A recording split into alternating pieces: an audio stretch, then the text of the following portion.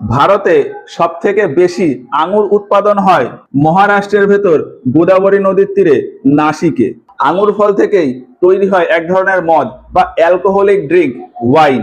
সারা ভারতে সব থেকে বেশি ওয়াইনারি অর্থাৎ ক্ষেত সহ ওয়াইন তৈরির কোম্পানি রয়েছে এই নাসিকে, এবং ভারতের প্রায় 80% ওয়াইন এই নাসিকেই তৈরি হয়। তাই নাসিককে বলা হয় wine capital of India. Wait, আরো বিভিন্ন দিক থেকে নাসিক ভারতের একটা গুরুত্বপূর্ণ শহর। যেমন বলা হয় যে রামায়ণের সময় এই অঞ্চলের নাম ছিল পঞ্চবাটি। এখানের একটি গুহা থেকেই রাবণ সীতা মাতাকে হরণ করেছিল।